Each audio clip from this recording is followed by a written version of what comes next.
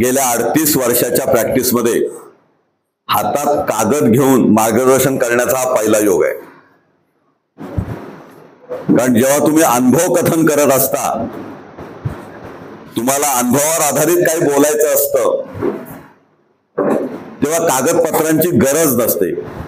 परंतु आजचा विषय हा काही कागदपत्र हातात घेतल्याशिवाय बोलता येणार नाही इतका चांगला विषय आहे.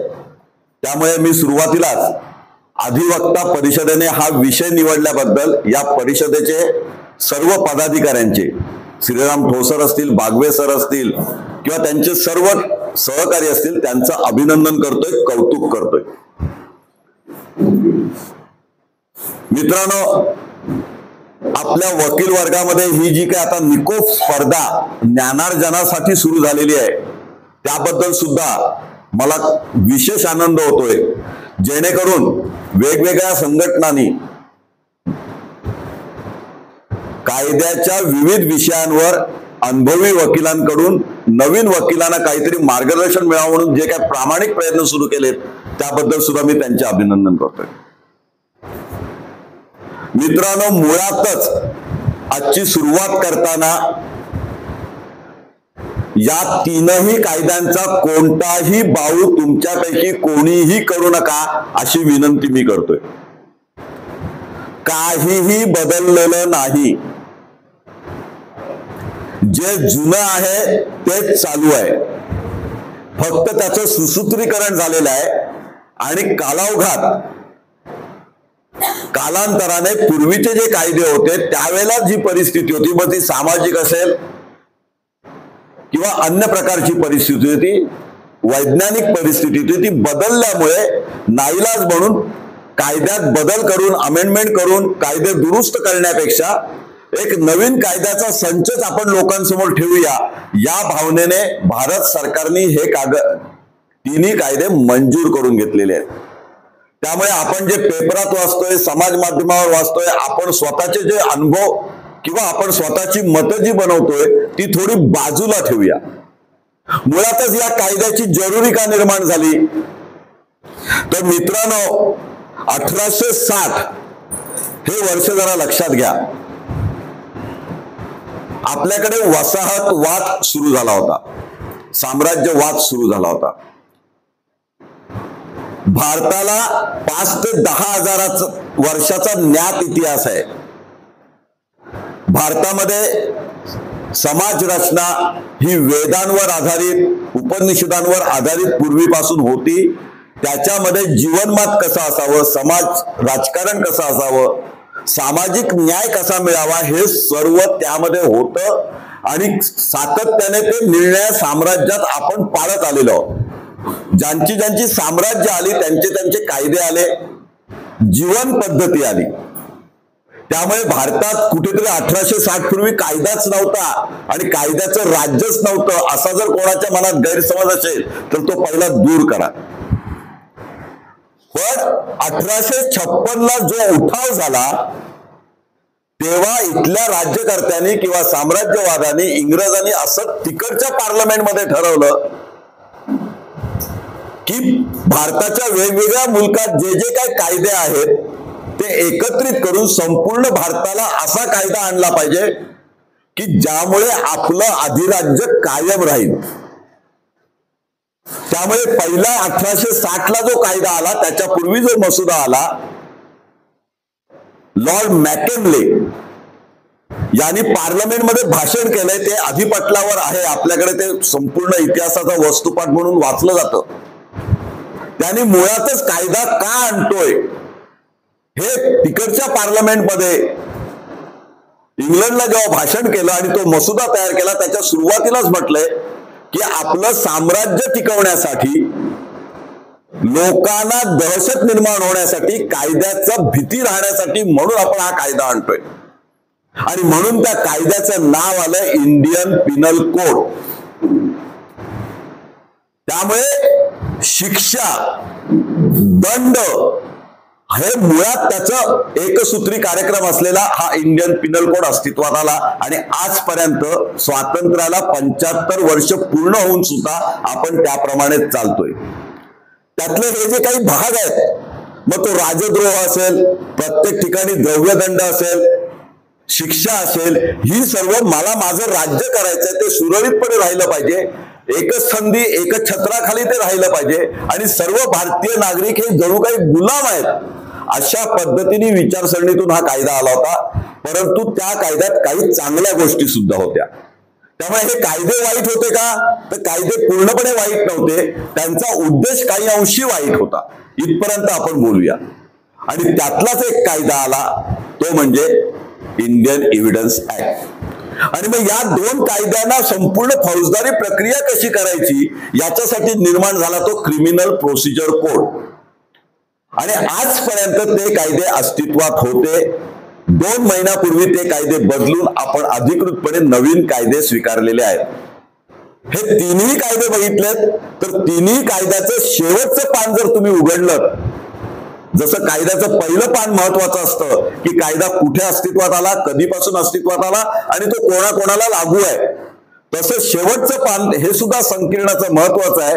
या तिन्ही कायद्यांमध्ये स्पष्टपणे सरकारने म्हटलंय की 1 जुलै पासून हा कायदा जरी अस्तित्वात आला असला तरी सुद्धा 1 जुलै पूर्वी ज्या घटना घडल्यात, 1 जुलै पूर्वी जे न्यायप्रविष्ट प्रकरणं आहेत, ही सर्व न्यायप्रविष्ट प्रकरणं जुन्याच कायद्यानुसार चालणार आहेत. त्यामुळे 1 जुलै पूर्वी ज्या घटना घडलेल्या आहेत, ज्या चार्जशीट दाखल झालेल्या आहेत, जे वेळ सुरू झालेले आहेत, त्यांना आपल्याला जुन्या कायद्यांप्रमाणेच चालायचं आहे. त्यामुळे हे जुने कायदे भासणात बांधून ठेवण्याची गोष्ट नाही, हे एक महत्वाचं आहे. दुसरं, 1 जुलै नंतर जे नवीन CR दाखल होणार आहेत किंवा नवीन ज्या घटना घडणार आहेत, ज्याचा कॉग्निझन्स 1 जुलै नंतर, 1 जुलैच्या CR नंतर किंवा घटनेनंतर किंवा फिर्यादीनंतर घेतला जाणार आहे, त्यांना हे कायदे सुरू होणार आहेत. आणि आता हे पुढचे कायदे तयार होईपर्यंत चिरंतन टिकणार आहेत. त्यामुळे मित्रांनो, हे कायदे परिपूर्ण आहेत का? उत्तर होय असं आहे.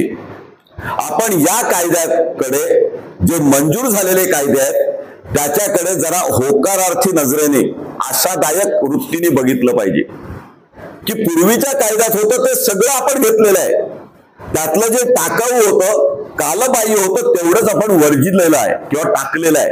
आणि त्यामुळे आजची संपूर्ण भूमिका माझी ही, ते कायदे कसे आहेत, त्यातली सेक्शन काय आहेत, याच्यावर असणार नाही. कुठलाही पुस्तकातली पहिली 10-15 पानं काढली तर तुम्हाला तिन्ही कायद्यामध्ये IPC मध्ये काय सेक्शन होते, त्याला आता नवीन कायद्याला कोणते सेक्शन आहेत, याचा तक्ताच आहे. CRPC मध्ये सुद्धा पूर्वी काय सेक्शन होते, त्याला आता पर्यायी सेक्शन, नवीन सेक्शन काय आलेत, याचा तक्ता आहे. आणि तसाच इंडियन एव्हिडन्स ऍक्टला पूर्वी काय कलम होती आणि आता नवीन साक्ष अधिनियमाला काय आहेत, याला सुद्धा आहे. त्यामुळे त्याचा तसाचा तसा वापर करून आज भाषण करण्यात किंवा मार्गदर्शन करण्यात काहीच असेल नाही, ते तुमच्याकडे तयार आहे. आणि मुळातच एकदा घेतलं की मुळात जुना कायदा याचं मूळ तत्व कायम ठेवलेलं आहे. ते कायदे परिपक्व होते, त्यामुळे त्या कायद्यातली बरीचशी कलमं तशीच ठेवलेली आहेत. तर त्या कलमावर बदलण्यापेक्षा आपण काय काय बदल झालेत नवीन कायद्यांमध्ये, त्याच्यावर येणं जास्त महत्वाचं आहे. मित्रांनो, मी काही शॉर्ट नोट्स बनवलेले आहेत. अधिवक्ता परिषदेला विनंती आहे की हे भाषण झाल्यानंतर या शॉर्ट नोट्स आपण PDF स्वरूपात सर्व आपल्या मित्रमंडळींना देऊया, जेणेकरून एका दृष्टिक्षेपामध्ये काय बदल झालेत एवढं तरी तुमच्या पुढे असेल. कुठलंही पुस्तक घेतलं तर त्याच्या सुरुवातीची पानामध्येच तुम्हाला असे चार्ट मिळतील. ते चार्ट वाचले, हे चार्ट कसे वाचायचे एवढंच फक्त समजावून घ्या, तर तुम्हाला जुना सेक्शन, त्या सेक्शनची पूर्ण माहिती संक्षिप्त स्वरूपात, आणि नवीन सेक्शन त्याच्यात जर काय बदल केले असतील तर ते बदल आहेत. हे बघताना फक्त काय करायचं आहे की डाव्या बाजूला जिथे रिकामी जागा आहे तिथे नजर ठेवायचंय. इतका कायदा समजणं सोपं आहे.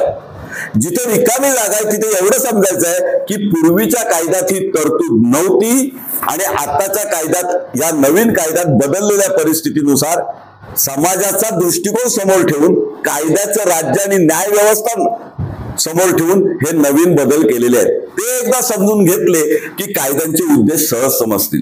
हा चार्टला हात न लावता, कारण आपल्याला जेवढं नैसर्गिकरित्या बोलता येईल तेवढं आपण बोलूया, म्हणून आपण पहिला कायदा घेऊया, तो म्हणजे भारतीय न्याय संहिता. याच्या पुढे आपण त्याला BNS असं म्हणणार आहोत, भारतीय न्याय संहिता. हा कायदा IPC ला पर्यायी कायदा म्हणून, नवीन कायदा म्हणून आलेला आहे. अर्थात 1 जुलै पर्यंत पूर्वीचा IPC लागू आहे. 1 जुलैच्या नंतरच्या सर्व घटनांना हा IPC लागू नाही, परंतु IPCतली जवळजवळ सर्व तत्व ही या कायद्यामध्ये समाविष्ट करण्यात आलेली आहेत. जॉन मॅकेनलेचा उल्लेख केला, त्यांनी या कायद्याची अशी रचना केली होती की विषयानुरूप प्रकरणं तयार केली होती आणि त्या प्रकरणात त्या व्याख्या दिल्या होत्या आणि त्या व्याख्येनुसार तो जर गुन्हा घडला तर त्या गुन्ह्याला शिक्षा किती, अशा प्रकारे त्या कायद्याची, म्हणजे पूर्वीच्या कायद्याची रचना होती. आता मात्र आपण असं केलेलं आहे की ती 23 प्रकरणं कमी केली आणि त्याच्याऐवजी संक्षिप्त करून सुरळीतपणा आणून आता फक्त आपण 20 प्रकरणं तयार केलेली आहेत. पूर्वी 511 कलम होती. 511 कलमामध्ये प्रत्येक ठिकाणी विसंगत होता, थोडा विस्कळीतपणा होता, प्रत्येक ठिकाणी डेफिनेशन या वेगवेगळ्या सेक्शन खाली झाल्या होत्या. आता आपण सगळ्या डेफिनेशन एकत्र आणल्या, त्यामुळे या 511 सेक्शनचे आपण फक्त 358 सेक्शन केलेले आहेत. म्हणजे संपूर्ण भारतीय राज्य व्यवस्था, न्याय व्यवस्था, त्यातील दंडात्मक कार्यवाही, गुन्ह्यांचे स्वरूप, गुन्ह्यांच्या व्याख्या आणि त्याबद्दलची न्याय प्रणाली, ही सगळी आपण 358 कलमामध्ये संक्षिप्तपणे आणलेली आहे. आणि याच्यामध्ये अशी 30 कलमं आहेत की त्याच्यामध्ये नवीन प्रकारे शिक्षा आणलेली आहे, म्हणजे ती कलमं वाढवलेली आहेत. मग वाढवलेली कलमं असताना ही कमी का झाली, तर अनेक कलमं आपण एकत्रित केलेली असल्यामुळे 83 कलमांमध्ये आपण फाईन वाढवलेला आहे. म्हणजे भारत सरकारने 83 कलमांमध्ये वाढवलेलं आहे आणि 23 कलमामध्ये शिक्षा कमी केलेली आहे. जी अतिरिक्त शिक्षा त्यावेळेला होती, जी आता आवश्यक नाही, त्याप्रमाणे शिक्षा कमी केले. हे करताना मुळातच लक्षात घ्या, या कायद्याचं नाव आपण लक्षात ठेवलं पाहिजे. पूर्वी पिनल कोड होता आणि आता न्याय संहिता आहे. आपल्याकडे भारतीय न्याय व्यवस्थेने समोरच्या गुन्हेगाराला सुधारण्याची संधी देण्याचं ठरवलंय, ज्याला आपण रिहॅबिलिटेशन म्हणतो. आणि संपूर्ण या कायद्याचा गाभा हा रिहॅबिलिटेशनवर आहे की एखादा कोणत्या तरी परिस्थितीत गुन्हा करत असतो, त्याला आयुष्यभर अपराधी म्हणून किंवा शिक्षा देऊन त्याच्या सामाजिक जीवनातून उठवण्यापेक्षा त्याला संधी दिली पाहिजे. त्याला उक्त अशी शिक्षा, म्हणजे जेवढी आवश्यक आहे तेवढीच शिक्षा, मग द्रव्यदंड असेल किंवा कारावास असेल, तो आवश्यक तेवढाच दिला पाहिजे. अशा पद्धतीने या तिन्ही कायद्याची रचना केली, विशेषतः IPC ची रचना केलेली आहे. आणि त्याचं जर संक्षिप्तपणे जर वर्णन करायचं असेल तर मी असं सांगेन की या कायद्यातच, म्हणजे IPC मध्येच पोलीस तपासणीत सुधारणा कशी होईल हे बघितलेलं आहे. म्हणजे तुमच्या लक्षात येईल, आता जेव्हा तुम्ही सेशन चालवता किंवा विविध ट्रायल CJM कोर्टात किंवा अन्य कोर्टात, JMFC कोर्टात चालवता, तेव्हा असं लक्षात येईल की पोलीस तपास हा सदोष असतो. तो तपास सदोष राहू नये म्हणून काही मार्गदर्शक तत्वाप्रमाणे याच्यात कलमे येतात. त्याच्यानंतर जामीन प्रक्रिया सोपी केलेली आहे. आपण मुख्य वैशिष्ट्य पहिली बघून घेऊया की या कायद्यामध्ये जामीन प्रक्रिया सोपी केलेली आहे, जेणेकरून अनावश्यक अति मोठ्या रकमेचा जामीन देऊन जो मिळणारच नाही, सॉल्व्हन्सी सर्टिफिकेटच्या अटी, या सगळ्या जेवढ्या कमी करता येतील आणि न्यायापर्यंत ही कायदा सुव्यवस्था जाईल याची हे केलेली आहे. आणि सर्वात महत्वाचं, साक्ष पुराव्याची प्रणाली सुद्धा या IPC मध्ये वर्णन केलेली आहे.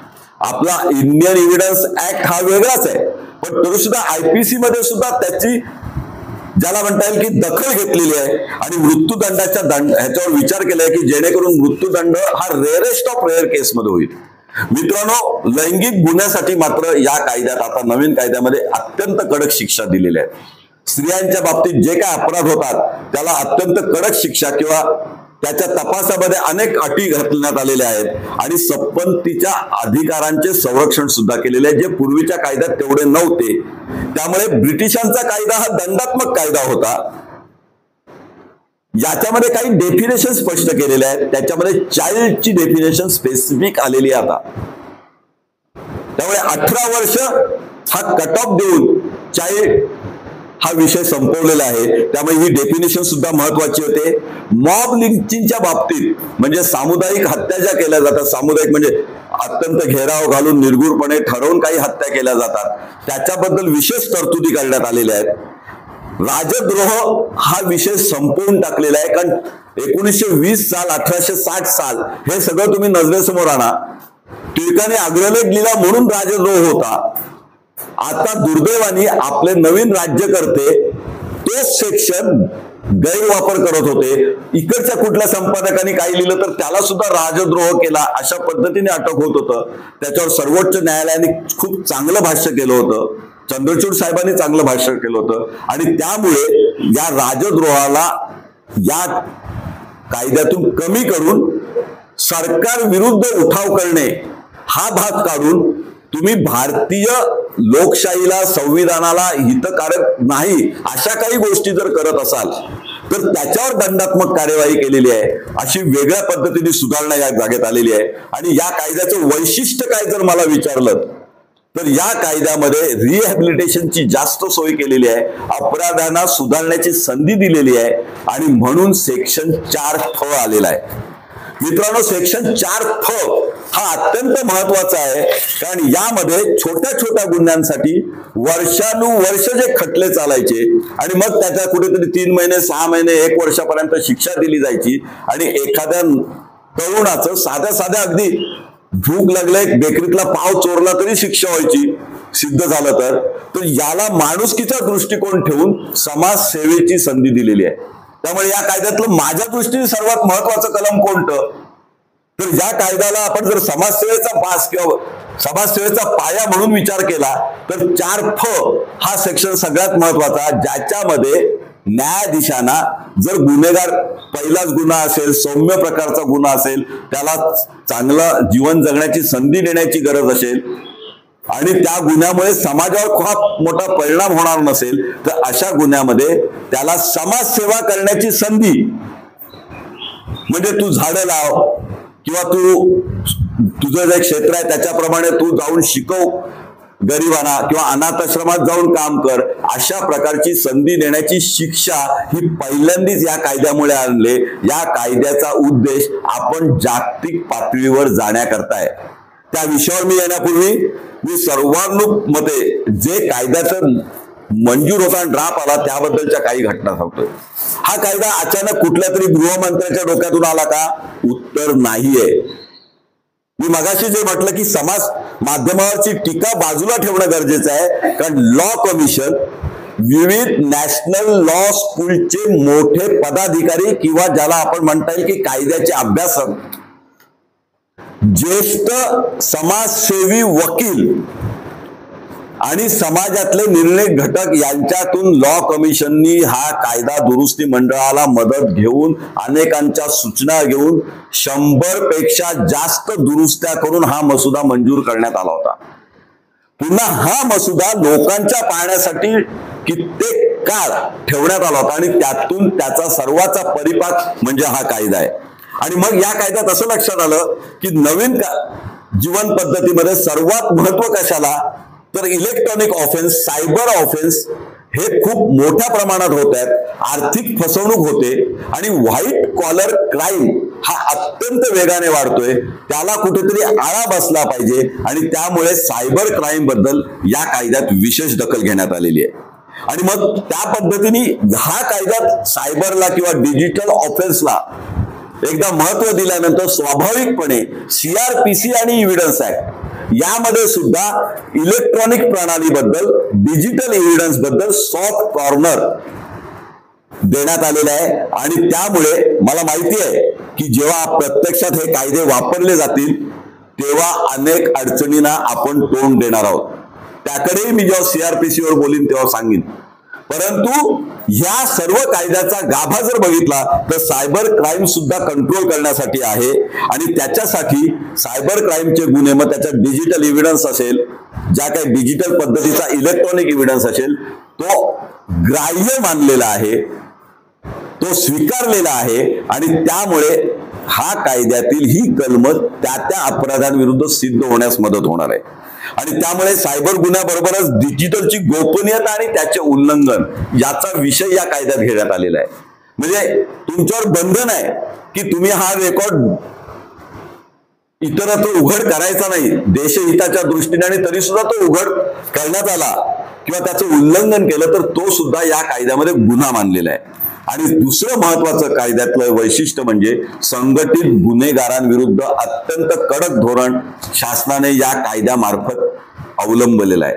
लक्षात घ्या, मोक्का असेल किंवा इतर विशेष कायदे असतील त्याच्यामध्ये अनेक अडचणी येत होत्या. आता सुप्रीम कोर्ट, हायकोर्ट अनेक वेळेला मोक्क्यातून आरोपांना सोडलेलं आहे, डिस्चार्ज केलेलं आहे. कारण जेवढे विशेष कायदे होतात तेवढ्या तरतुदी पण कडक होत जातात आणि मूळ कायद्यात त्याची तरतूदच नसते. त्यामुळे मोक्का जर गेला तर पुढे काय, तर सायबर क्राईम जसा महत्वाचा विषय या IPC मध्ये हाताळलेला आहे, तसंच संघटित गुन्हेगारी विरुद्ध सेक्शन 111, 112 आणि अशा पद्धतीने आणलेले आहेत की त्याच्यामध्ये सुद्धा मोठ्या प्रकारची संघटित गुन्हेगारी आणि किरकोळ संघटित गुन्हेगारी म्हणजे छोट्या छोट्या गँग्स, म्हणजे एक सगळ्यांना एक माप न ठेवता मोठ्या प्रमाणाची जर संघटित गुन्हेगारी असेल तर त्याला मोठी शिक्षा दिले.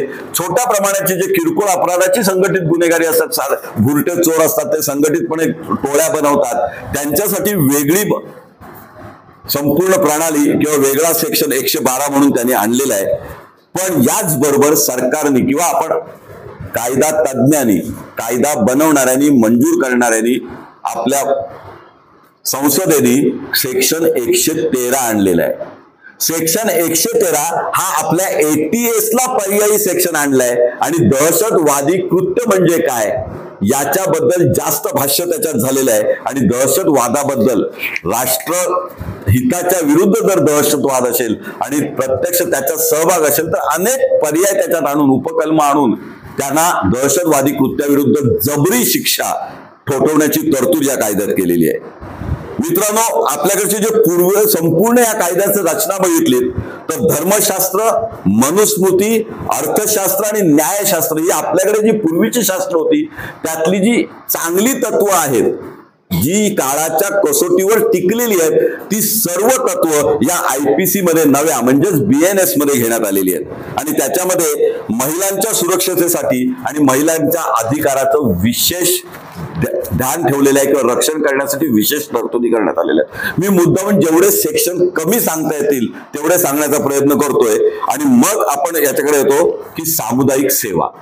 आणि सामुदायिक सेवा जी 4 फ मी मगाशी सांगितलं होतं त्याच्यामध्ये ही गुन्हेगाराला परावृत्त करण्यासाठी म्हणून दिलेली आहे. आणि त्याच्यामध्ये तंत्रज्ञान आणि सायबर गुन्ह्यावर त्याचा अधिक भर दिलेला आहे की ज्या छोट्या छोट्या चुका होतात त्याच्यासाठी सुद्धा तुम्हाला अगदी छोटे जे गुन्हे आहेत की ज्याचा फार भाऊ न करता त्याला सुधारण्याची संधी दिली पाहिजे, पुन्हा त्याला नागरिक म्हणून समाजाने स्वीकारलं पाहिजे, म्हणून समाजसेवेची जशी संधी दिली तसे 2.8 मध्ये डॉक्युमेंट याचा उल्लेख केलेला आहे. 2.8 हा संपूर्ण सेक्शन 2 हा वेगवेगळ्या डेफिनेशनचा सेक्शन आहे आणि त्यातला 2.8 हा सेक्शन डॉक्युमेंट मधला आहे. आणि तो महत्वाचा एवढ्यासाठी आहे, पूर्वी आपण दस्तऐवज म्हणजे लिखित स्वरूपाचे कागद किंवा दस्तऐवज असं म्हणत होतो, पत्रव्यवहार म्हणत होतो किंवा लेखी रेकॉर्ड म्हणत होतो. आता त्याची व्याप्ती खूप मोठी वाढवलेली आहे.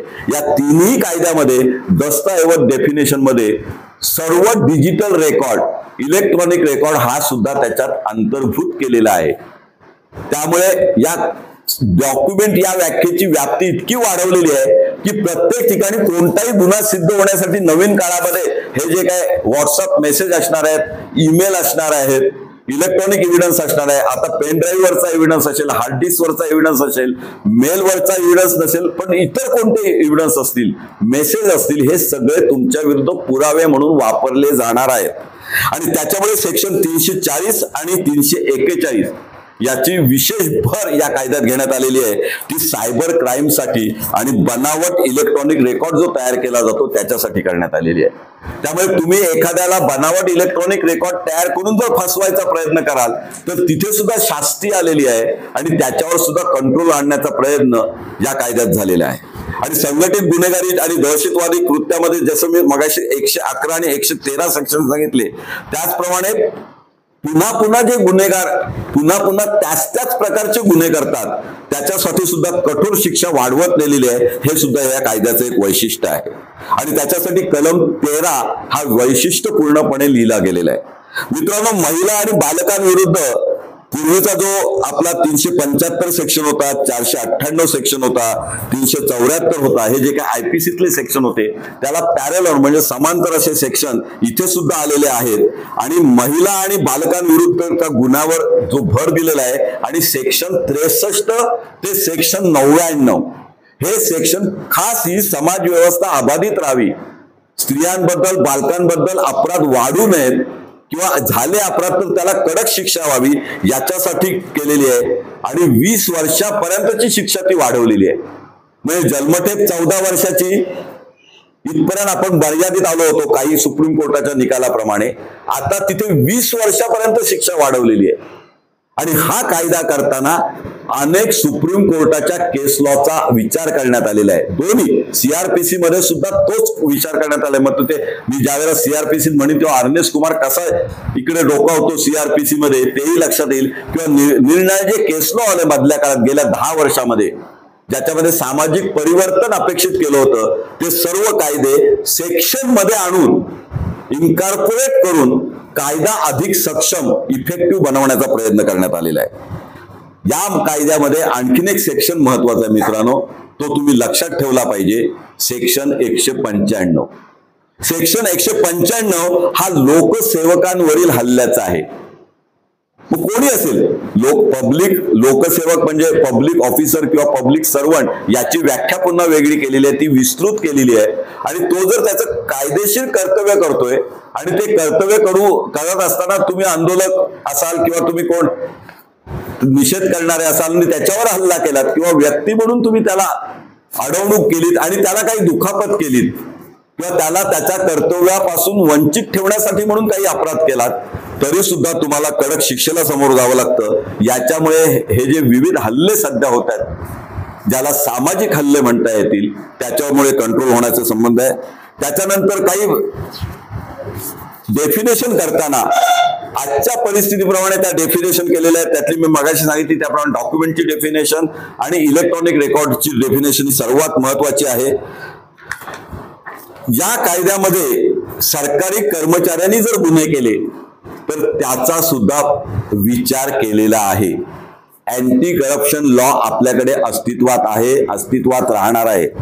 तरी सुद्धा सार्वजनिक हित जपताना पब्लिक सर्वंटनी जर काही गुन्हे केले, आपल्या पदाचा दुरुपयोग केला, स्वार्थीपणाने आपल्या कर्तव्यापासून ढळून स्वतःचा गैरफायदा होण्याच्या दृष्टीने इंटेन्शनली काही गुन्हे केले, जसं त्यांना संरक्षण पण दिलंय तसंच त्यांनी केलेल्या गुन्ह्याला शिक्षा सुद्धा दिलेली आहे. आणि त्यामुळे सेक्शन 198 ते सेक्शन 205 यामध्ये सरकारी अधिकाऱ्यांवर सुद्धा बंधनं आलेली आहेत. आणि 204 सेक्शन मध्ये किंवा 202 सेक्शन मध्ये अशा सेवकांनी बेकायदेशीर व्यापार करणं किंवा तोतेगिरी करणं की मी सार्वजनिक सेवक आहे असं दाखवून कोणाला लुबाडणं असं जर काय असेल तर त्याच्यामध्ये 7 वर्षापर्यंतचा कारावासाची शिक्षा वाढवलेली आहे. पूर्वी अत्यंत कमी होती.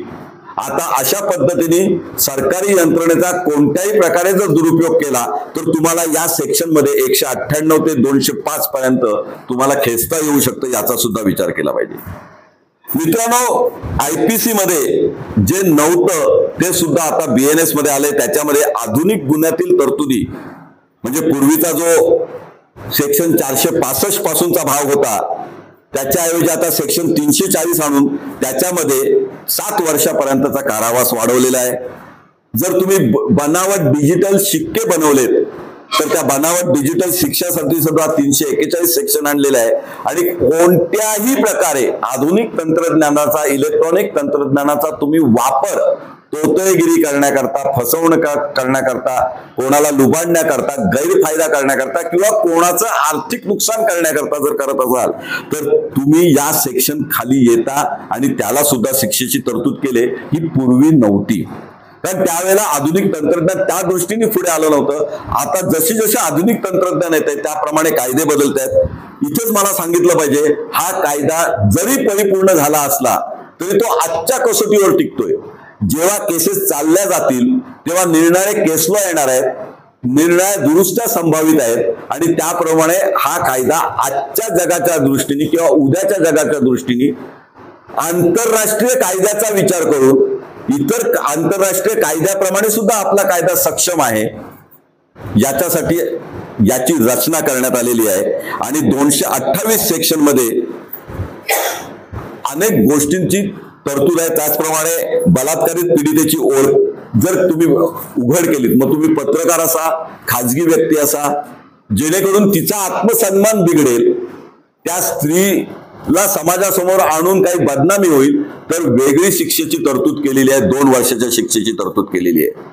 त्यानंतर या सेक्शन मध्ये सेक्शन 72 आणि 73 ही गुप्तता पाळण्याबद्दलचे, आपण थोडक्यात इन कॅमेरा प्रोसिडिंग किंवा जे बाकीची मार्गदर्शक तत्व सुप्रीम कोर्टाने दिली होती की पीडितेचं नाव जाहीर करायचं नाही, या संदर्भातले हे सगळे सेक्शन आहेत. आणि विशेष शिक्षा या 111 आणि 113 मी मगाशी जे संघटित गुन्हेगारीसाठी सांगितलेली आहे आणि दहशतवादी कलमासाठी दिलेली आहेत त्याच्यासाठी दिलेली आहे. मित्रांनो, सेक्शन 14 ते 33 याच्यामध्ये संरक्षण यंत्रणेचा जर दुरुपयोग केला, कारण तुम्ही जर चॅप्टर वाचलं तर तुमच्या लक्षात येईल की निर्णया चॅप्टरमध्ये, निर्णया प्रकरणामध्ये संपूर्ण भारतीय समाज व्यवस्थेला कव्हर करण्याचा प्रयत्न केलेला आहे. त्यामुळे संरक्षण खात्याच्या संदर्भात जर तुम्ही काही गुन्हे केले तर त्यासाठी सुद्धा वेगळी तरतूद केलेली आहे.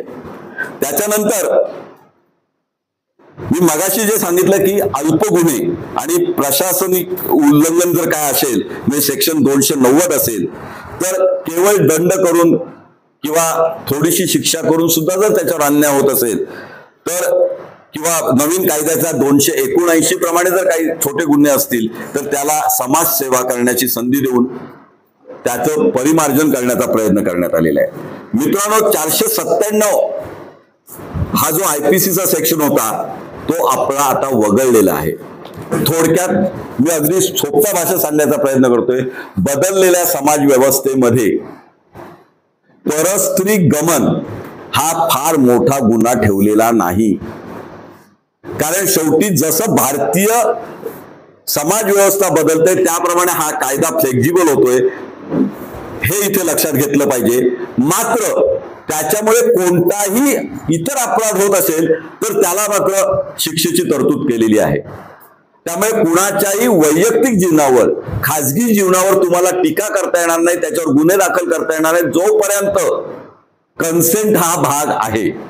जिथे कन्सेंट नाही तिथे सेक्शन बदलतोय. कन्सेंट असेल पण त्यामुळे समाजावर परिणाम होणार असेल तरी सुद्धा कायदा सक्षम आहे. व्यावसायिक आणि आर्थिक अपराध हे मोठ्या प्रमाणात आता वाढत आहेत.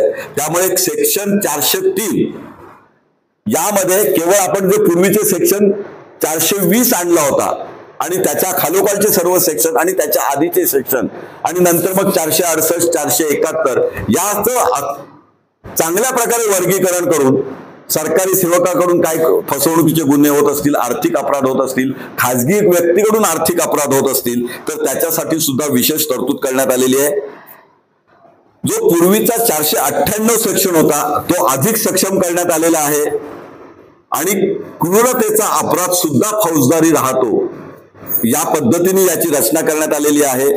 आणि मग लहान अपराध कोणते याची उदाहरणं त्यांनी दिलेली आहेत. त्याच्यासाठी मी मगाशी जो सांगितला सेक्शन 379 चोरी, छोट्या चोऱ्या किंवा आत्महत्येचा प्रयत्न करणे, पूर्वीचा सेक्शन 309 या पद्धतीनेच मानसिक आरोग्य कायदा 2017 याचा विशेष विचार या कायद्यात करण्यात आलेला आहे, ज्याच्यामुळे मनोरुग्णांना विशेष सवलती या कायद्यात मिळू शकतात असं एक चर्चेचा भाग आहे.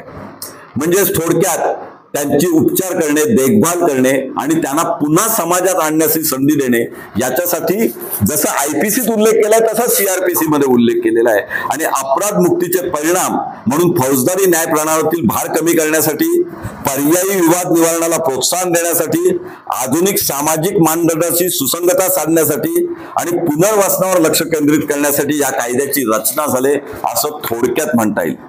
मित्रांनो, मगाशी जे मी सांगितलं 4 फ, त्यातल्या काही तरतुदी आहेत त्या फक्त आपण लक्षात ठेवल्या पाहिजेत, जेणेकरून 1 जुलै नंतर जे आता सीआर दाखल झालेले आहेत त्याच्यामध्ये जामीन मिळणं सोपं केवळ होणार नाहीये, तर ते सेक्शनचे जर गुन्हे चालवायचे असतील तर तातडीने चालवून, जर प्रोबेशन ऑफेंडर ऍक्टचा विचार केला तर तो कायदा तसाच राहिला असला तरी सुद्धा याच कायद्यात ती तरतूद आल्यामुळे 4 फ तुम्ही विशेष लक्षात ठेवला पाहिजे.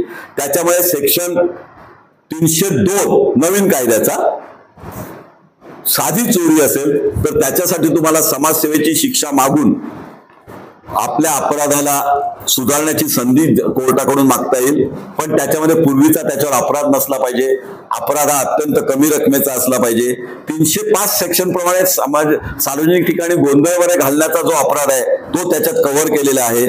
सार्वजनिक उपद्रव 279 खालचा त्याच्यात केलेला आहे. कुठलाही साधा गुन्हा जर पहिला केला असेल तर त्याला सुद्धा ही समाजसेवेची शिक्षा देऊन बरी करता येणार आहे, त्याच्यावरचं बालन कमी करून घेता येणार आहे. त्याच्यानंतर वाहतूक उल्लंघनाचे जे आहेत, म्हणजे इथे आलेला सेक्शन 332, याच्यावरचे जे सेक्शन आहेत की अगदी छोटे सिग्नल तोडणं किंवा इतर बेल्ट न लावणं, याच्यासाठी ज्या अपराधाच्या शिक्षा ठेवल्या होत्या तिथे सुद्धा तुम्ही या कायद्याची मदत घेऊन हे जे 4F चा फायदा मागू शकता. म्हणून मी पहिल्या वाक्यातच सांगितलं, मला सर्वात या कायद्यातलं आवडलेलं सेक्शन हा 4 फ आहे.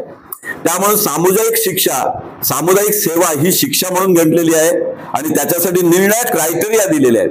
अगदी ते त्याच्यामध्ये काय काय शिक्षा द्यायच्या तेही ठरवलेलं आहे, उदाहरणात आली दिलीत. आणि स्वेच्छा अधिकार जजला वापरायचा आहे.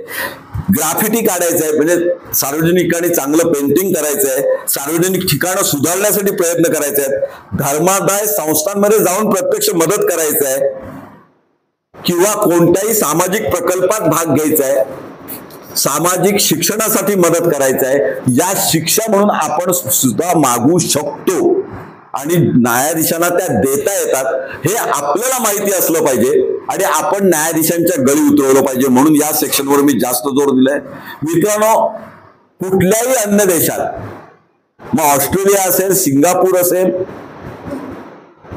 स्वतः UN मधली जी राष्ट्र आहेत ती युरोप कंट्रीज असतील, या सर्वांमध्ये हा 2F चा वापर निर्णय पद्धतीने केलेला आहे. त्यामुळे आपण कुठेतरी आंतरराष्ट्रीय दर्जावर शिक्षेकरता विचार करतोय किंवा सामाजिक सुधारणा म्हणून याचा विचार करतोय, या पद्धतीने या कायद्याचा विचार केला पाहिजे. आणि त्यामध्ये पर्यावरण रक्षणाचा विषय घेतलेला आहे.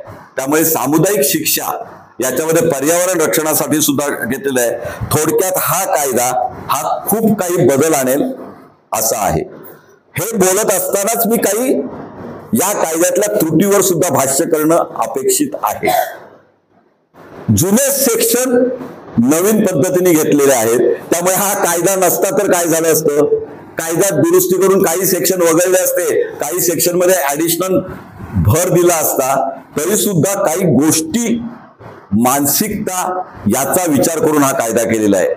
की मी इंग्रजांचे कायदे आता 75 वर्ष स्वतंत्र होऊन झाली सुद्धा, प्रजासत्ताकाला सुद्धा 75 वर्ष पूर्ण होत आहेत, अशा परिस्थितीत मी ते जोखड मानेवर ठेवून त्यांच्याच कायद्याप्रमाणे वागण्यापेक्षा त्यांच्यातलं जे चांगलं आहे ते मी घेतो, अधिक माझ्या देशाच्या दृष्टीने, आजच्या परिस्थितीच्या दृष्टीने मला माझा कायदा कसा समाजभिमुख असावा यासाठी हा कायदा झालाय. त्यामुळे या कायद्याचं सुद्धा आपण स्वागत केलं पाहिजे. स्वागत करण्याचा प्रश्न येत नाही, कारण आता हा कायदा अस्तित्वात आलेला आहे. मित्रांनो, दुसरा जो कायदा आहे तो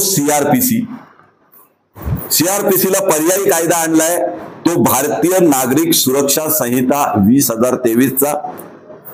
1898 ला सीआरपीसी अस्तित्वात आला, म्हणजे 1860 ला आयपीसी आला आणि नंतर लक्षात आलं की आयपीसी परिपूर्ण नाही. शेवटी शिक्षा देण्यासाठी जी कार्यप्रणाली ठरवायचं आहे, मग ती तपासाची कार्यप्रणाली असेल, न्यायदानाची कार्यप्रणाली असेल, इतर शिक्षा दिल्यानंतरची कार्यप्रणाली असेल, ही सगळी कार्यप्रणाली ठरवण्यासाठी प्रोसिजर कोडची गरज होती. म्हणून 1898ला हा कायदा आला. अनेक वेळा दुरुस्ती झाल्या आणि शेवटची महत्वाची दुरुस्ती ही 1973ला स्वतंत्र भारताने केली. आता हा कायदा अस्तित्वात नाही आणि आता नवीन कायदा आलाय. या नवीन कायद्यामध्ये अगदी एका वाक्यात विचारलं तर हा कायदा काय, तर आपली क्रिमिनल ज्युरिस्प्रुडन्स सुधारण्याचा खूप मोठा प्रयत्न, म्हणजे ज्याला आपण प्रामाणिक इच्छा म्हणता येईल, ती या कायद्यात दिसून येते. तारीख पे तारीख हा जो प्रकार सार्वजनिक टीकेचा विषय बनलेला आहे, तो टाळण्यासाठी कालमर्यादा प्रत्येक प्रोसिडिंगवर आणलेली आहे. हा या कायद्याचा माझ्या दृष्टीने अत्यंत महत्वाचा भाग आहे की तुम्ही चार्जशीट किती दिवसात दाखल केली पाहिजे, चार्जशीट नंतर तुम्ही डिस्चार्ज मागायचा असेल तर तो किती दिवसात मागितला पाहिजे, न्यायाधीशांनी युक्तिवाद ऐकल्यानंतर निकाल किती दिवसात प्रत्यक्ष दिला पाहिजे आणि तो देता आला नाही तर त्याला जास्तीत जास्त किती मुदतवाढ मिळेल, असे स्पेसिफिक प्रोव्हिजन या कायद्यात आणल्यामुळे कालमर्यादा न्यायव्यवस्थेत आणली असल्यामुळे या कायद्याचं वैशिष्ट्य अधोरेखित होतं. या कायद्याचं दुसरं वैशिष्ट्य म्हणजे या संपूर्णाला आधुनिक तंत्रज्ञानाची जोड दिलेली आहे. मग ती वॉरंटची बजावणी असेल, समनची बजावणी असेल, आरोपी समोर नसेल तर आरोपीच्या गैरहजेरीत सुनावणी असेल, व्हिडिओ कॉन्फरन्सिंग असेल किंवा संपूर्ण त्या पद्धतीचा इलेक्ट्रॉनिक पुरावा आणि डिजिटल पुरावा याच्यासाठी प्रोसिजर असेल, ही संपूर्णपणे या कायद्यात अडॉप्ट केलेली आहे. त्यामुळे खटले जलद चालतील अशी अपेक्षा करायला हरकत नाही. या कायद्याचं सगळ्यात महत्वाचं म्हणजे CRPC हे नाव बदलून भारतीय नागरिक सुरक्षा असं नाव दिलंय. अर्थात समाज व्यवस्था किंवा नागरिक हा भाग आणि नागरिकाची सुरक्षा हा भाग संपूर्ण कायद्याचा अभ्यास केला, निर्णय प्रोव्हिजन्स विचारात घेतल्या तर त्याचं लक्षात येईल की शेवटी अंतिम उद्दिष्ट या CRPCचं काय, तर समाजाला न्याय देणं, नागरिकांची सुरक्षा सांभाळणं, या पद्धतीने हा कायदा गुंफलेला आहे. त्यामुळे दंड नव्हे न्याय देणं हे गरजेचं आहे, असं याचं बोधवाक्य तयार झालेलं आहे. मित्रांनो, न्याय या शब्दाची व्याप्ती एवढी मोठी केलेली आहे या कायद्यात की मग त्याच्यात सामाजिक न्याय सुद्धा येतो. मी मगाशी IPCतला 2F सांगितला, त्याचा आधार इथे पुन्हा घेतलेला आहे. आणि राज्य व्यवस्थेविरुद्ध बंड करणाऱ्या लोकांना शिक्षा देण्याचं साधन CRPC न राहता देशाचं हित न जोपासणाऱ्या लोकांना दंडात्मक कार्यवाही करण्याची प्रोसिजर वेगळ्या पद्धतीने या कायद्यात आणलेली आहे. त्यामुळे केंद्रबिंदू हा नागरिक आहे. आणि मग या कायद्याचं सगळ्यात महत्वाचं काय, लेले साहेबांनी अत्यंत महत्वाचा विषय म्हणजे या कायद्याला पिन पॉइंट करताना सांगितलं की 0 FIR. ही 0 FIR सेक्शन 173 मध्ये आलेली आहे. आता 0 FIR नाही का, तर आजही CRPC मध्ये 0 FIR आहे. पण समजा रेवदंडाला गुन्हा घडला आणि मी लातूरला आहे आणि माझ्या तो लक्षात आला, मी लातूरला गुन्हा दाखल केला, तर तिथे तो घेतला जायचा आणि मग ते सांगायचे बाबा ज्युरिडिक्शन आमचं नाहीये. मग तो संपूर्ण कागदपत्र ते FIR लिस्टसर तिथे रजिस्टर करून 0 नंबरनी ते रेवदंडा पोलीस स्टेशनला पाठवायचे. या पद्धतीने आपण 0 FIRचा आजपर्यंत विचार करत होतो. आता इलेक्ट्रॉनिक पद्धतीने तुम्हाला जेव्हा कॉग्निझेबल गुन्ह्याची माहिती होईल, ती विश्वसनीय माहिती तुम्ही पोलीस खात्याला कुठूनही भारतातून किंवा भारताबाहेरून सुद्धा, प्रत्येक शब्दाला महत्व आहे, तुम्ही कळवू शकता. प्रोव्हाइडेड ती माहिती खरी असली पाहिजे, कॉग्निझेबल गुन्ह्याची असली पाहिजे आणि 3 दिवसामध्ये संबंधित पोलीस स्टेशनला जाऊन तुम्ही सही केली पाहिजे. याच्यावर विस्तृत बोलायला सांगितलं म्हणून काही वेगवेगळ्या यातल्या गोष्टी आहेत त्या मी सांगायचा प्रयत्न करतो.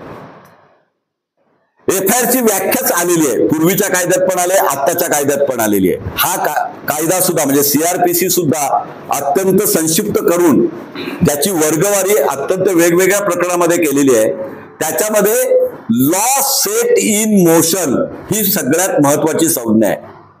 FIRचा उद्देश काय की मी एक जबाबदार नागरिक म्हणून माझ्या दृष्टिक्षेपात आलेला कॉग्निझेबल ऑफेन्स पोलीस खात्याच्या नजरेत आणतोय आणि मी तो आणल्यानंतर पोलीस यंत्रणा जागृत होते आणि तपासाला सुरुवात करते. त्यामुळे FIR कोणती, अनेक खटलं देतं. आम्ही सेशन चालवताना अनेक वेळा मूळ जी कोर्टासमोरची FIR असते ती चॅलेंज करतो की ही ती FIRच नाही, खरी FIR जी पोलिसांनी सुरुवातीला केली होती ती आहे, ती कोर्टासमोर नाही.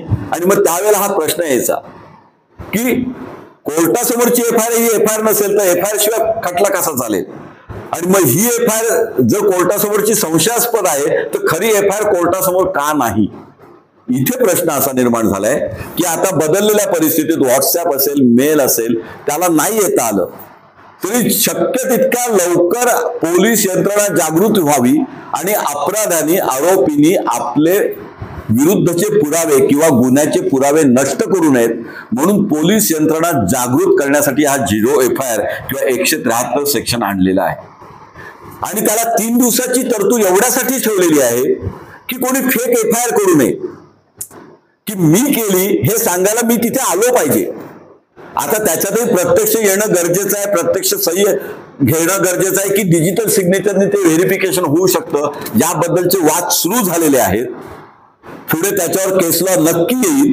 कारण मूळ तत्व जर असं असेल, इलेक्ट्रॉनिक पद्धतीचा आपण अंगीकार करतो आणि फक्त आपला उद्देश हा अपराधाला शिक्षा होण्यापेक्षा कुठेतरी पोलीस तपास सुरू व्हावा आणि योग्य तपास व्हावा एवढा जर असेल तर त्या फिर्यादीला विनाकारण 3 दिवसात येण्याची खरंच गरज आहे का.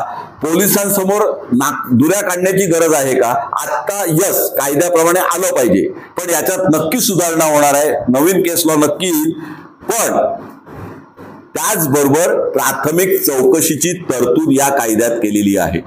FIRचा जेव्हा तुम्ही विचार करता, पूर्वीच्या कायद्यात सुद्धा हे होतं पण ते व्यवस्थित होत नव्हतं म्हणून काही विशिष्ट केस लॉ मध्ये सर्वोच्च न्यायालय आणि मुंबई उच्च न्यायालयाने सुद्धा काही केस लॉ आले FIRच्या बाबतीत जे आलेत ते वाचलं तर लक्षात येईल की काही मार्गदर्शक तत्व दिली होती की FIR आल्यानंतर पोलीस यंत्रणेने कायद्यातल्या तरतुदीचा अंमलबजावणी कशी करावी. मग त्याच्यामध्ये अर्नेस्ट कुमार सुद्धा येतो, अपराध्यांचे अधिकार सुद्धा येतात किंवा संशयित गुन्हेगारांचे हक्क रक्षण सुद्धा येतं. हे अनेक गोष्टी कव्हर होत आहेत.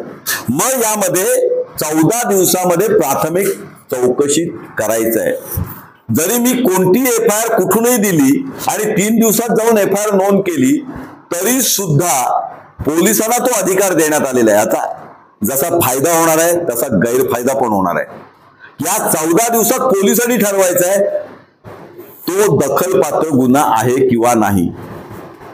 आणि दखलपात्र गुन्हा असेल तर त्या पद्धतीने कार्यवाही व्हायची आहे, अदखलपात्र गुन्हा असेल तर त्या पद्धतीने कायदे होणार.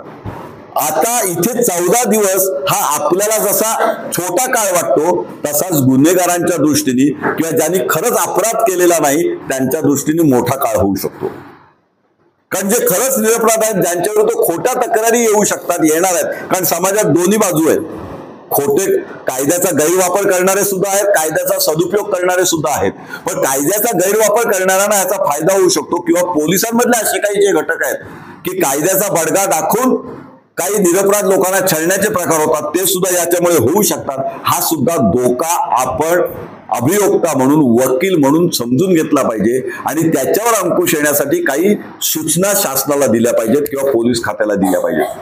कारण या 14 दिवसाचा काळ हा खूप वेगळ्या पद्धतीने वापरला जाऊ शकतो. मगाशी जी शंका काढली तर मग 3 दिवस काय गप्प बसायचं का, तर नाही. तुम्ही ज्या क्षणी ईमेल कराल इंदोर वरून त्या क्षणी इंदोरची यंत्रणा जागृत होणार आहे, शासकीय मध्यवर्ती यंत्रणा जागृत होणार आहे. त्याच्यासाठी पोर्टल उघडलेलं आहे. जसं प्रत्येक जिल्ह्याचं पोलीस खात्याचं पोर्टल आहे तसं महाराष्ट्राचं आहे आणि संपूर्ण भारताचं आहे. तुमची फिर्याद ही भारतीय लेवलवरून संबंधित पोलीस स्टेशनला त्या क्षणी पोहोचणार आहे आणि ज्या क्षणी इलेक्ट्रॉनिक रेकॉर्डवर रायगड DSP कडे ती फिर्याद येणार आहे त्या क्षणी आपोआप तिचं रजिस्ट्रेशन होणार आहे. याचा फायदा असा होणार आहे की आज सर्वत्र जो अनुभव येतो की फिर्यादी पोलीस स्टेशनला जातो, 12-12 तास त्याची फिर्याद नोंदवली जात नाही, काही वेळेला 3-3 दिवस नोंदवली जात नाही. इथे तसं होणार नाही. त्या क्षणी म्हणजे 3:32 इथे आली DSP रायगड कडून, ती रेवदंडा पोलीस स्टेशन कडे वर्ग होणार. रेवदंडा पोलीस स्टेशनला ती नोंद झाली. तुमच्या पूर्वीचा जो 173 कलमाचा परफॉर्म होता, आता जो नवीन येणार आहे त्याच्यामध्ये ती 12 त्याच वेळची ती फिर्याद असेल आणि लॉ सेट इन मोशन ही तिथून होणार आहे. आणि मग ती फिर्याद मूळ धरायची आणि त्याच्यानंतरचे जबाब हे विटनेसचे जबाब म्हणून धरले जाणार आहेत. पूर्वीचे जे 161चे जबाब ज्याला म्हणायचो किंवा पुरावा गोळा करण्याचे जे पंचनामे असायचे ते तिथून ती पुढची यंत्रणा होणार आहे. थोडक्यात एखादा खोपोली रस्त्याला डेड बॉडी सापडली आणि खालापूरहून कोणीतरी फोन केला की खोपोलीला डेड बॉडी सापडले, तर तो खोपोली पोलीस स्टेशनला रजिस्टर होणार.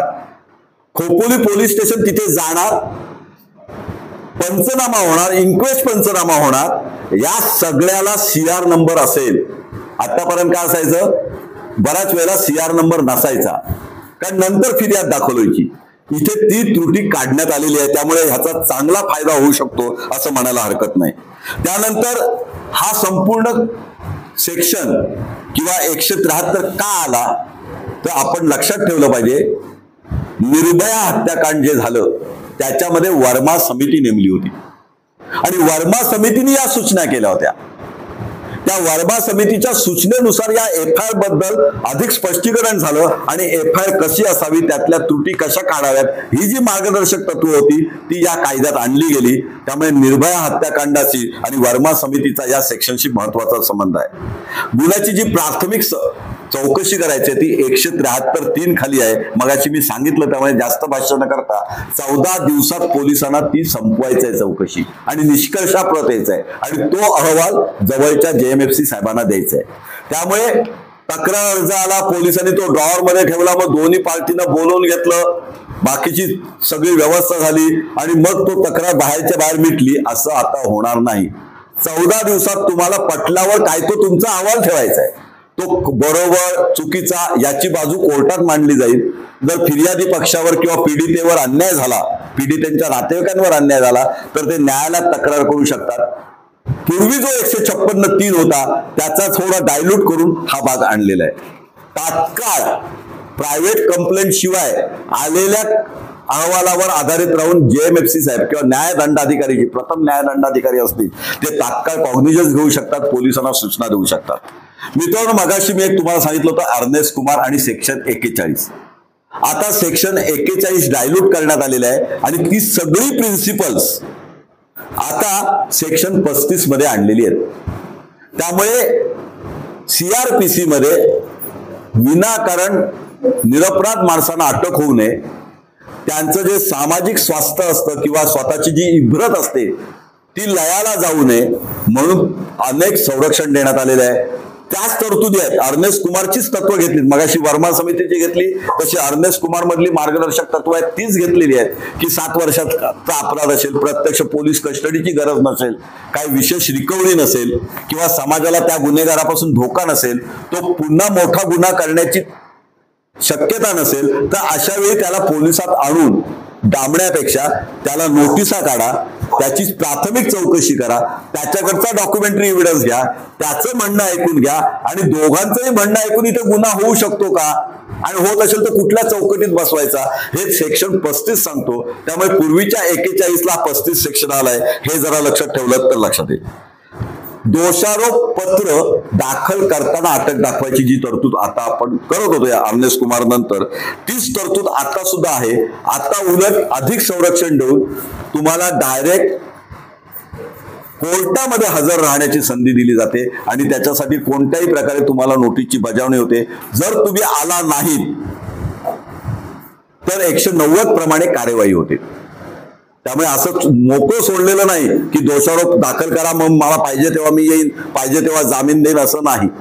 तुम्हाला आलं पाहिजे. पण हे जे मधल्या काळातलं PCचं लफडं असतं ते सगळं याच्यातून निघालेलं आहे. अनावश्यक साध्या गुन्ह्याला पोलीस कोठडीत डांबून जेलची भरती करायची आणि त्याच्यावर वेगळ्या गुन्हेगारीचा विश्वास जाण्याची पाळी आणायची, हे याच्यातून टाळलेलं आहे. यातला सामाजिक हेतू फक्त लक्षात घ्यावा.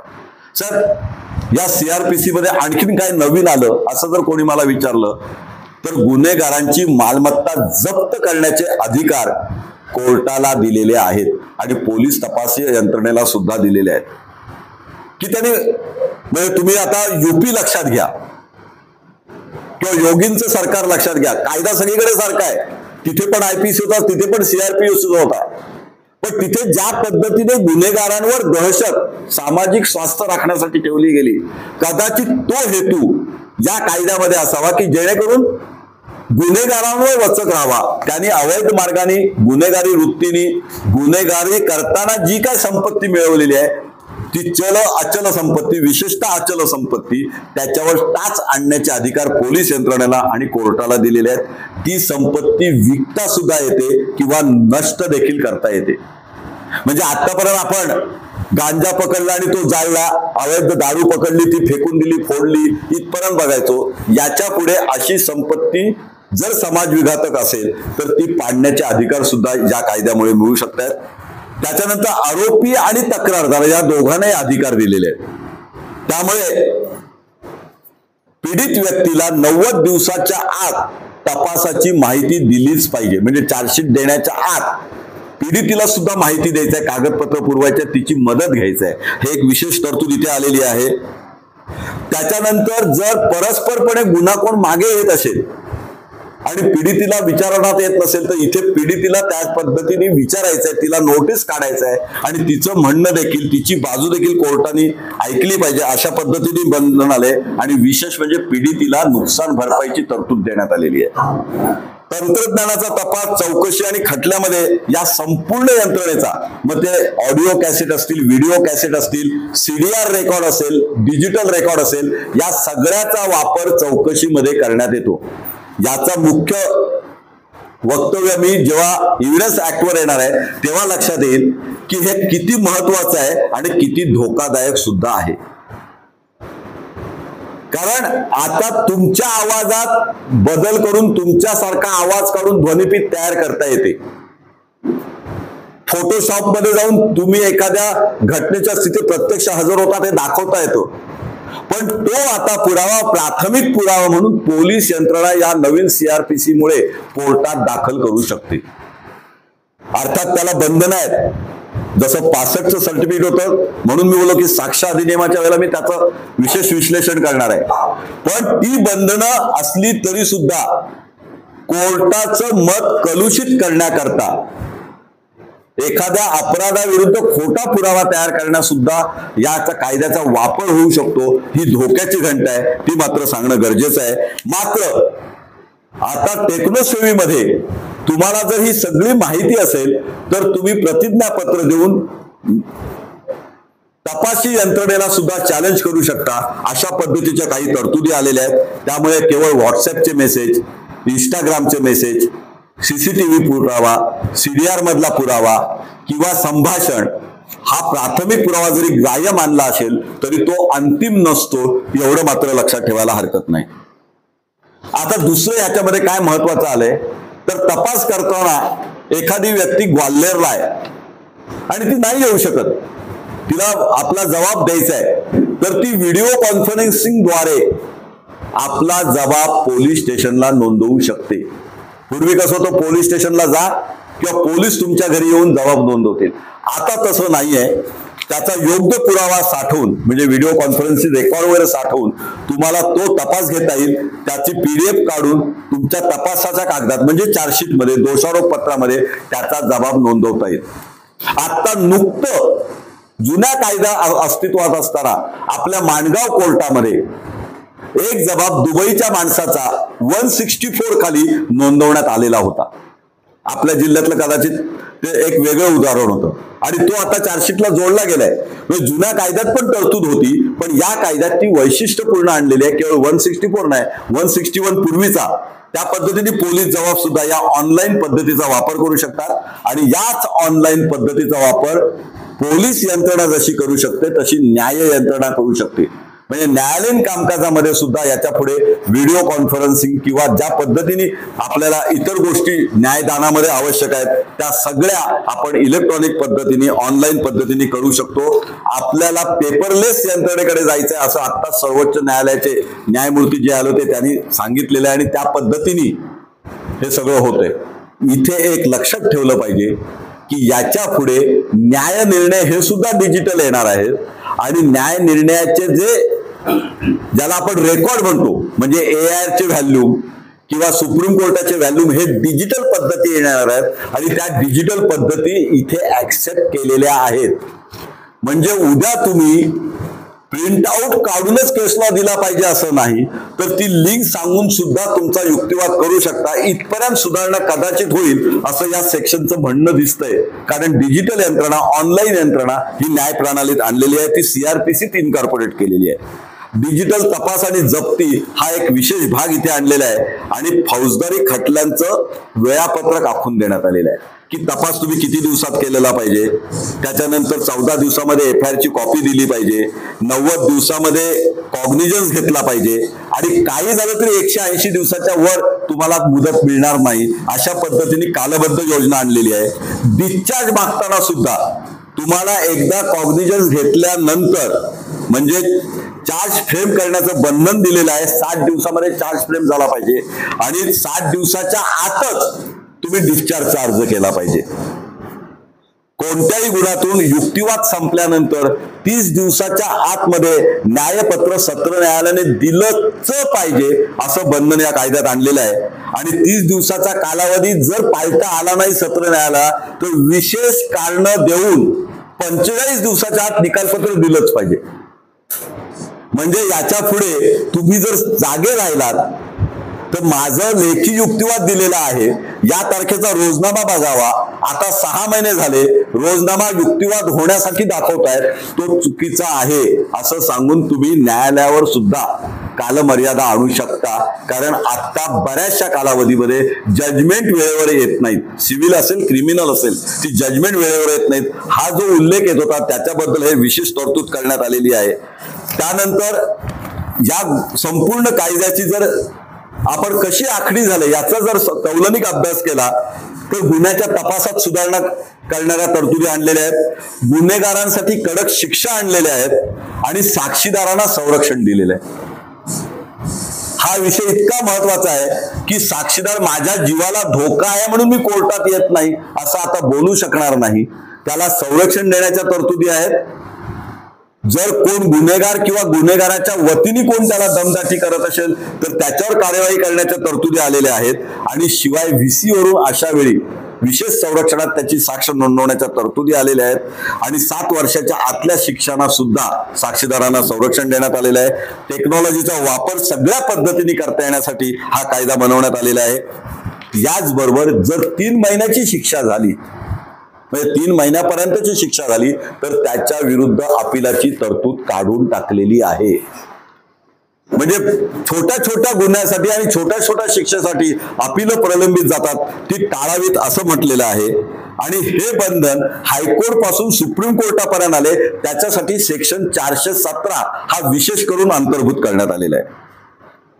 जामिनासाठी 120 दिवसाची जी तरतूद बऱ्याच जणांना माहिती आहे ती आलेली आहे. सेक्शन 41 ला पर्यायी अर्नेस्ट कुमारची तरतूद आलेली आहे. 14 दिवसाची चौकशी करण्याची तरतूद आलेली आहे. आणि 154 पूर्वीचा होता त्याच्याऐवजी 173 आणलेला आहे. आणि मग नोटीसची बजावणी, FIR हे सर्व डिजिटल पद्धतीचे आणून वेळेचं महत्व सगळ्यात अधोरेखित केलेलं आहे. आणि 0 नंबरची FIR हे काही महत्वाच्या गोष्टी आहेत. याचबरोबर CRPC मध्ये सुद्धा मॉब लिंचिंग, मोक्का कायद्याची गरज न लागता कार्यवाही होण्यासाठी दहशतवादी परदेशात असला तरी सुद्धा म्हणजे भारतातील कार्यप्रणाली समोर, न्याय प्रणाली समोर तो उपस्थित नाही तरी सुद्धा त्याच्या विरुद्ध भारतात कार्यवाही होणार आहे, त्याला शिक्षा ठोकता येणार आहे. आज जे दाऊदच्या बाबतीत प्रचंड अडचण होत होती ती यापुढे राहणार नाही. कॉग्निजन्स घेऊन योग्य प्रकारे जाहीर नोटीस देऊन त्याला भगोळा घोषित करून प्रोक्लेमेशन देऊन त्याच्या विरुद्ध कार्यवाही चालू राहील. त्याची ट्रायल सेपरेट करण्याची गरज नाही, हे सुद्धा एक वैशिष्ट्य याच्यात येते. त्याच्यानंतर सेक्शन 43 धोकादायक जे आरोपी आहेत त्यांना बेड्या घालण्याची तरतूद वेगळ्या पद्धतीने करण्यात आलेली आहे. तुम्हाला माहिती असेल की मध्ये काही निर्णय आले की आरोपींना बेड्या घालून न्यायालयासमोर हजर करू नयेत, त्यांचा इथे मात्र त्यातून करण्यात आलेली आहे. आणि एक 472(9) ही एक तरतूद आणलेली आहे की राष्ट्रपतींना सुद्धा इथे कालमर्यादेत आणलेलं आहे. आपल्याला माहिती असेल काही दयेचे अर्ज 12-13 वर्ष पेंडिंग आहेत, आता यापुढे ते करता येणार नाहीत. हा जो नवीन सेक्शन आणलेला आहे त्याच्यामध्ये जर क्षमा याचना असेल मृत्यूदंडाच्या बाबत वगैरे तर 472(3)(9) प्रमाणे 30 दिवसामध्ये तो निर्णय घ्यायचा आहे आणि 45 दिवसामध्ये कोणत्याही परिस्थितीत तो घ्यायचा आहे.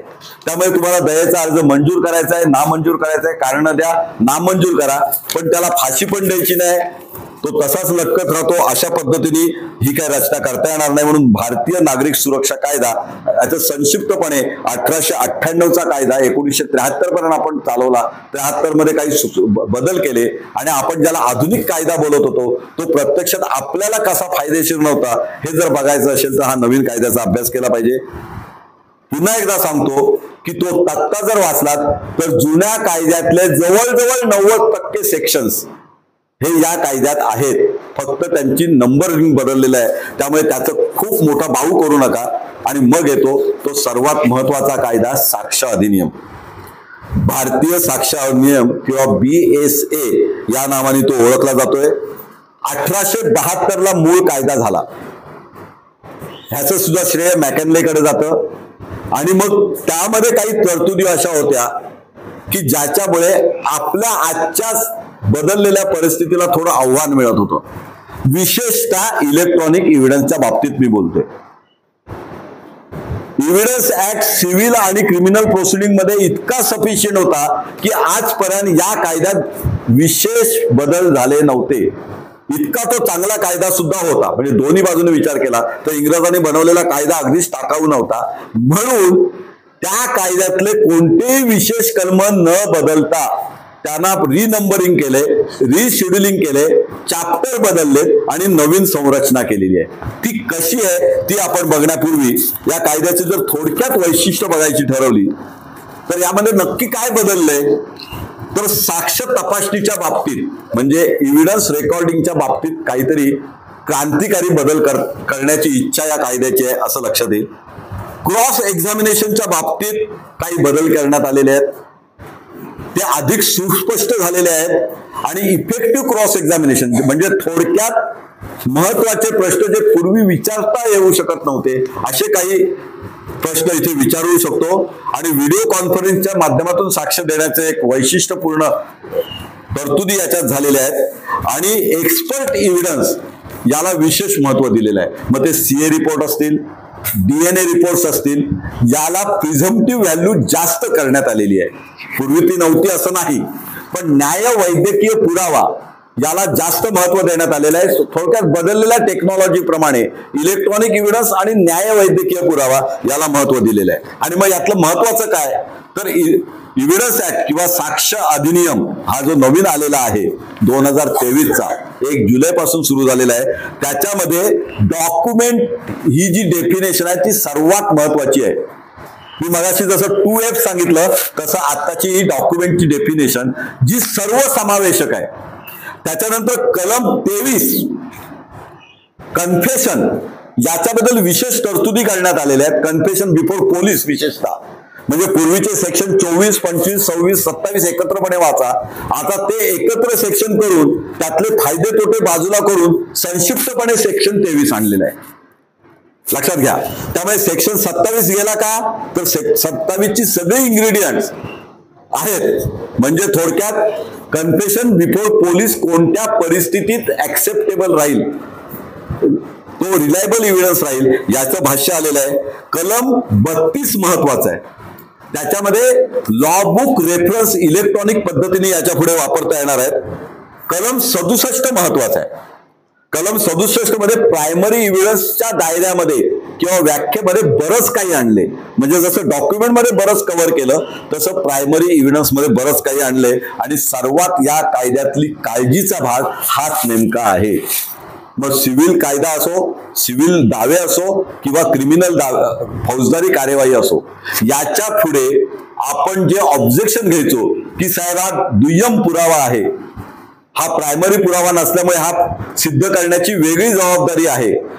प्रायमरी पुरावा उपलब्ध असताना दुय्यम पुरावा कोर्टात कसा काय विचारात घेता येईल किंवा प्रायमरी पुरावा आणण्याचे यांनी प्रामाणिकपणे प्रयत्न काय केले, मूळ खरेदीकत का कोर्टासमोर आलं नाही किंवा इकडचं मूळ DVR ची हार्ड डिस्क कोर्टासमोर का आली नाही, ज्याला आपण आतापर्यंत प्रायमरी बोलत होतो. दुर्दैवाने नवीन कायद्यामध्ये हे सगळं एकत्र केलं असल्यामुळे याच्यावर बरीच मोठी सुधारणा अपेक्षित आहे, न्याय निर्णय अपेक्षित आहेत.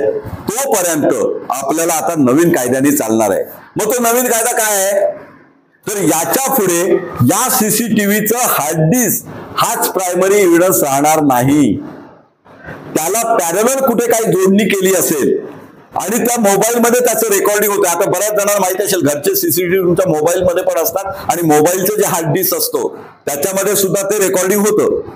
तुम्हाला काही कारणाने डीव्हीआर मधला मूळ हार्ड डिस्क कोर्टासमोर आणता आली नाही तर तुमच्या मोबाईल मधला ओरिजिनल रेकॉर्ड सुद्धा प्रायमरी एव्हिडन्स म्हणून आणता येईल.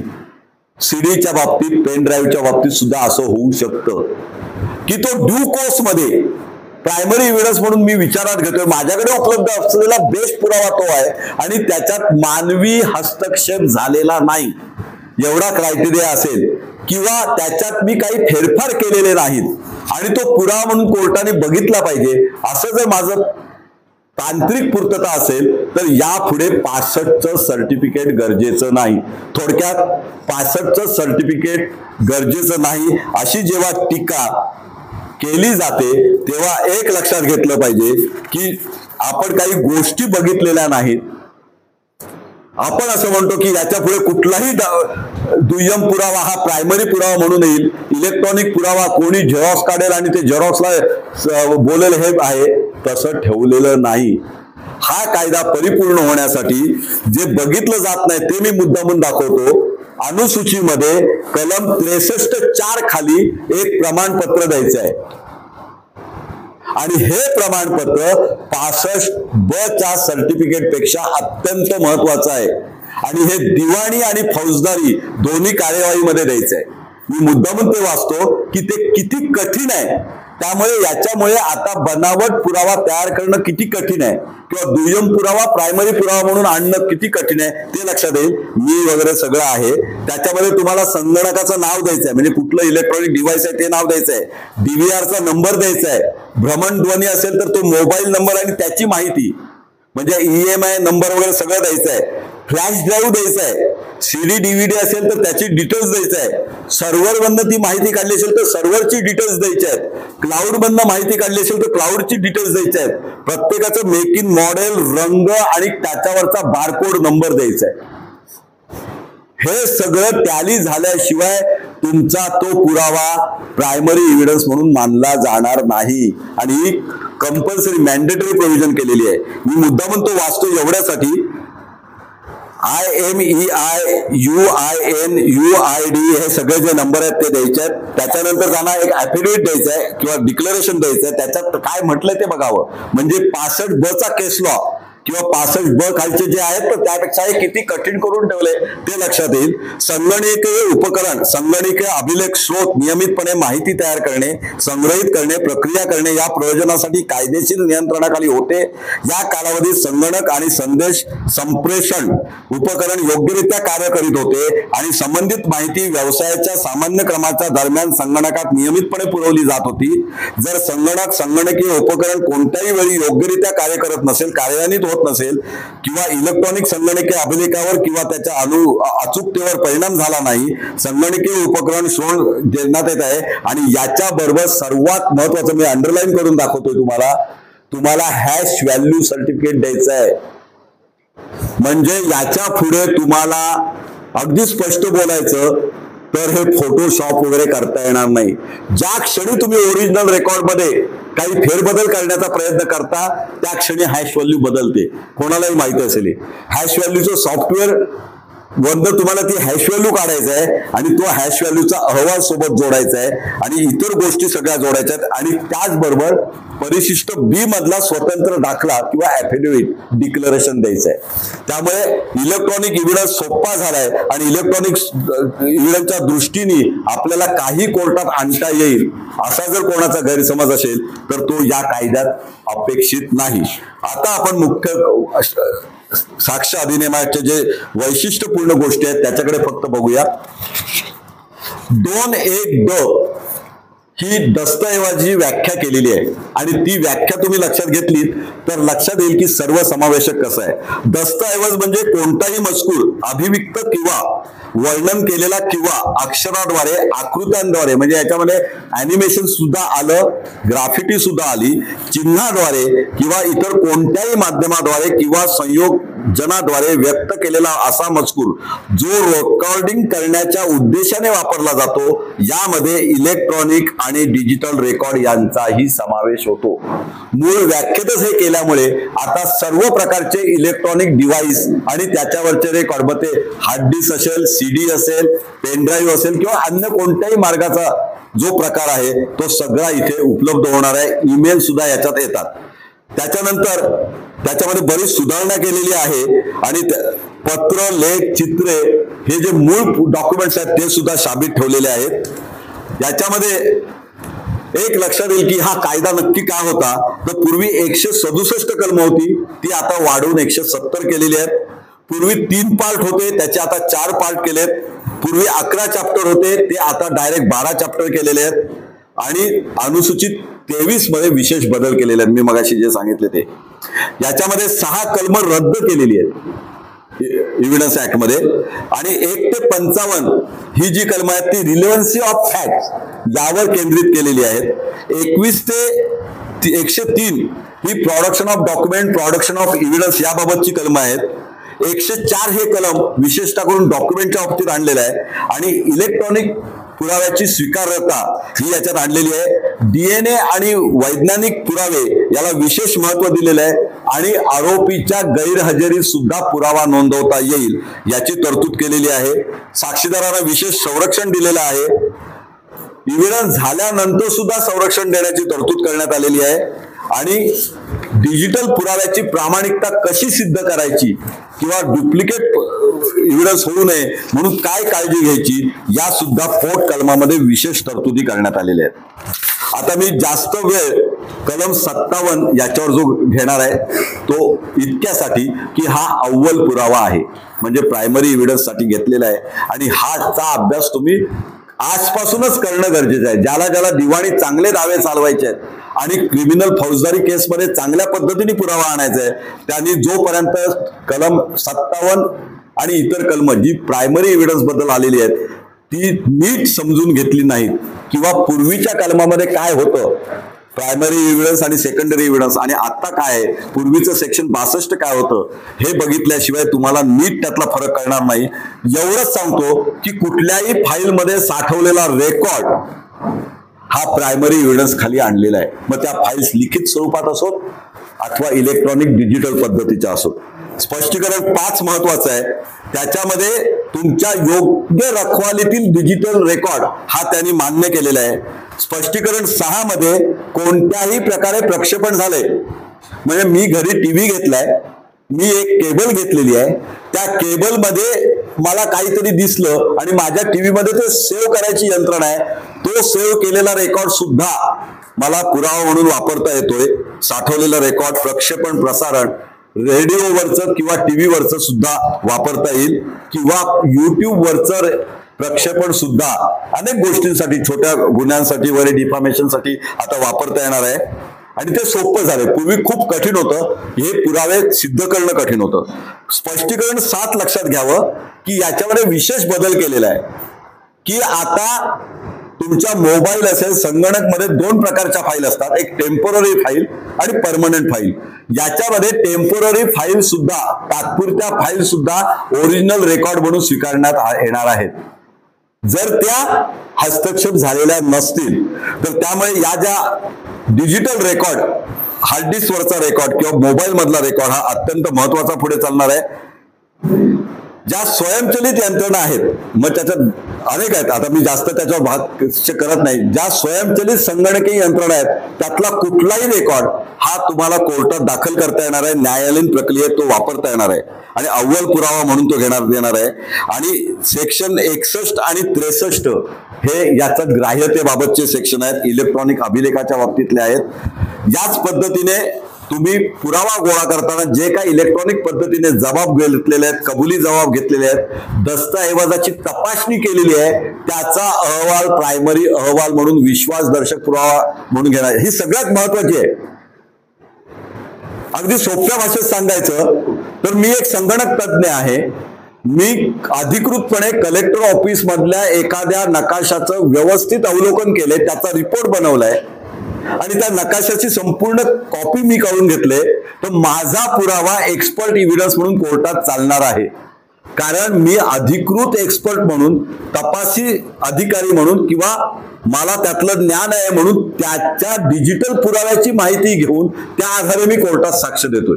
पूर्वी आपल्याला डायरेक्ट नकाशेच कोर्टात आणायला लागायचे, आता कदाचित ते होणार नाही. म्हणून हा सेक्शन 63 सुद्धा महत्वाचा आहे. तोंडी कबुली जबाब हा सुद्धा आता ग्राह्य मानलेला आहे.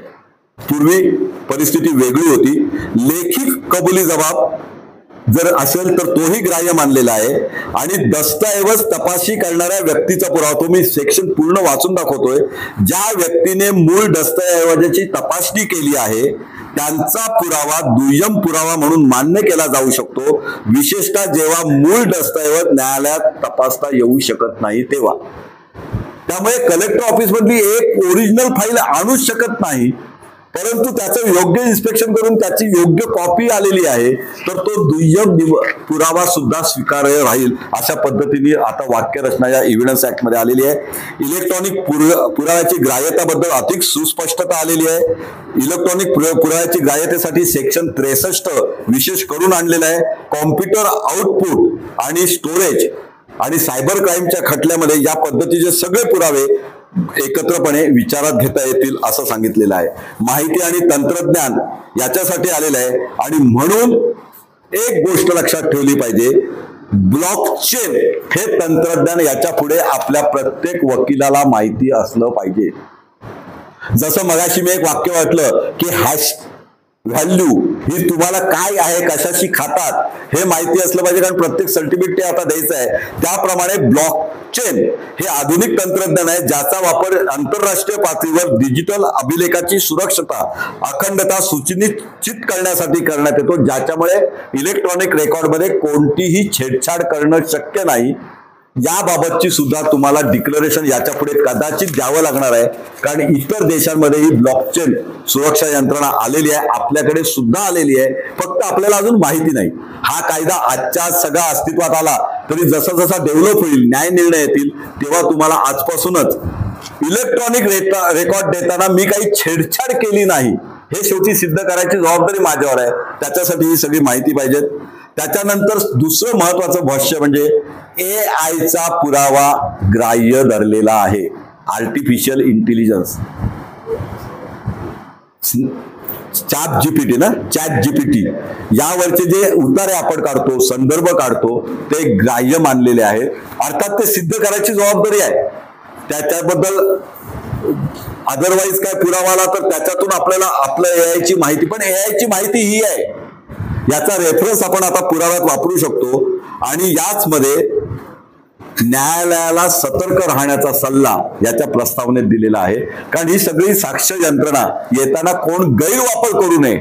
जसं मूळ तत्व आहे 100 अपराधी सुटले तरी चालतील, एक निरपराधाला शिक्षा होऊ नये, त्याच पद्धतीने चुकीचा पुरावा कोर्टासमोर येऊ नये म्हणून न्यायालयावर काही जबाबदाऱ्या आहेत, त्या CRPC मधून पण आलेल्या आहेत. आणि पुढचे आव्हानं, जी तांत्रिक आव्हानं आहेत, याचा विचार सुद्धा या कायद्यात केलेला आहे.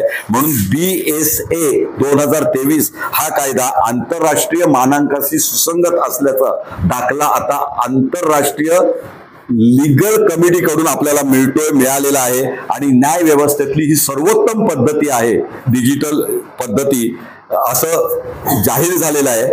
आणि क्रॉस बॉर्डर केसेस आहेत त्या चालवणं त्यामुळे सुसह्य होणार आहे. परदेशात असलेल्या आरोपी विरुद्ध सुद्धा आता आपण कार्यवाही करू शकतो, पुरावा गोळा करू शकतो. आणि परदेशातील यंत्रणेबरोबर सहकार्य करून त्यांच्याकडची न्याय व्यवस्था, त्यांच्याकडचा पुराव्याचा कायदा, आपल्याकडचा पुराव्याचा कायदा, आपल्याकडचा CRPC आणि पोलंड मधला CRPC हे एकाच लेवलला आल्यामुळे विशेषतः इलेक्ट्रॉनिक पुरावे गोळा करण्यासाठी आपण या कायद्याचा चांगला वापर करू शकतो.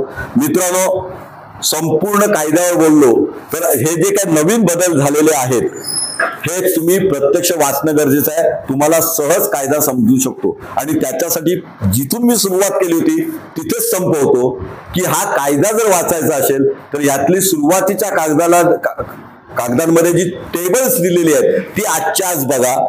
नवीन काय वाढीव सुधारणा आहेत एवढा अभ्यास केला तर जुना कायदा आहे तोच आहे.